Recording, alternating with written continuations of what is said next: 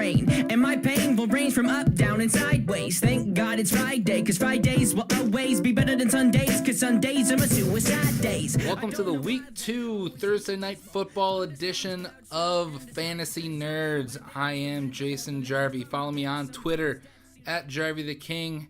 Ask me all of your fantasy questions and I will get back to you. The song you heard in the intro was Migraine by 21 Pilots. I've been feeling the 21 Pilots lately. I hadn't listened to them a while, so I had to get them back on here. And the song Migraine, it's really, I think it was appropriate because it's the beginning of Color Rush this season, and we get the Jets and the Bills, who started it all off. And they had that issue last year where they wore those all green and all red jerseys, and people had issues if they were colorblind where the teams just looked like all gray.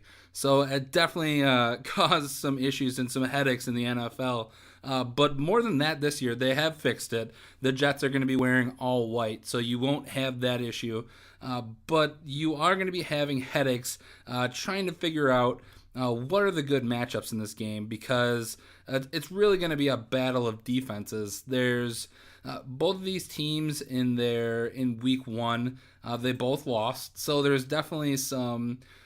They both want to get off the snide. They want to get on their winning ways. You have to lean a little bit towards the Jets because they did really put up a pretty good fight against the Cincinnati Bengals. So I mean, I'll start with the Jets. Ryan Fitzpatrick, he looked okay in the opener, but he's definitely not. You're not going to start him in fantasy. But I did like what he did. He was able to spread the ball around against a pretty solid defense last week.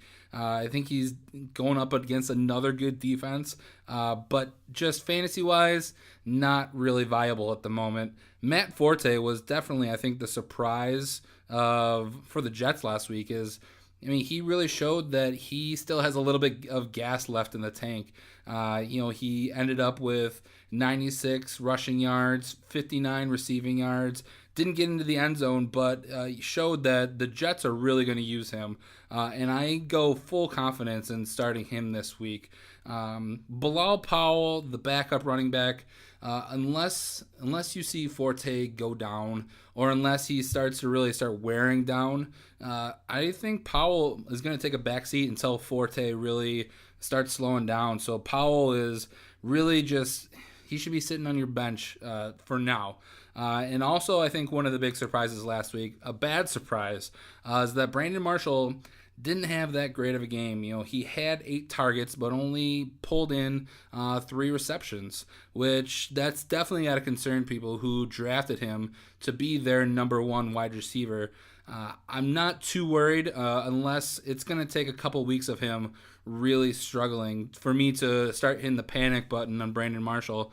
So I think, but both of those guys, Brandon Marshall and Eric Decker, they're going to have a tough time going up against this Bills defense. It's a really good defense, and I think they're going to get after the quarterback, and hopefully you're going to see one or both of them at least put up enough production to help out fantasy owners. On the other side of the ball, with the Buffalo Bills, their offense was just stagnant and also going to cause you headaches. Tyrod Taylor, I think people pegged him to have, he really had a breakout year last year, and I think people expected him to take another step. But I think what they're missing is another receiving option for him to throw to, because right now all they really have is Sammy Watkins, and Sammy Watkins is stepping the wrong way on the field away from being out for 4 to 6 weeks. So Tyrod Taylor, he's not really viable starter for me. He's right there. I'd probably put him if it's a 2 quarterback league, I would start him as a second quarterback, but he's right on the edge. There might even be players who are better, but in standard 12-team leagues with 1 quarterback, Tyrod Taylor should not be seeing the field unless you have unless maybe you're making the decision between him and Russell Wilson, because Russell Wilson, unsure what you're going to get out of him this week, especially going up against the Rams. Running back LaShawn McCoy, definitely he was able to do a little bit last week against the Ravens, but I think they and for the most, he got into the end zone. But for the most part, they held him in check, and it does worry me going up against the Jets. Him running the ball at least, because the Bengals shut down, or the Jets shut down Jeremy Hill, Giovanni Bernard. So I think they're definitely ready to stop Shady McCoy. So I think you're still going to be starting LaShawn McCoy, but I don't really like that matchup.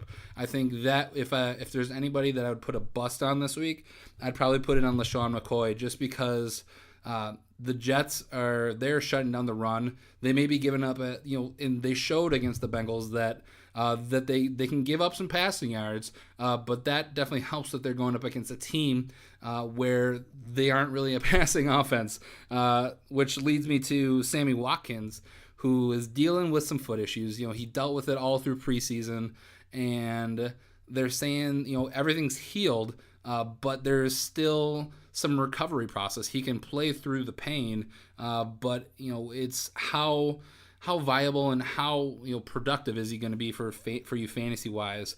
If he was fully healthy, I would say he would be a must start as a wide receiver. But because everyone's really unsure of what he's going to give you this week, you gotta be cautious. I'd still start him unless you have just stacked wide receivers and you can put somebody else in over Sammy Watkins. I think you still have to roll with him this week.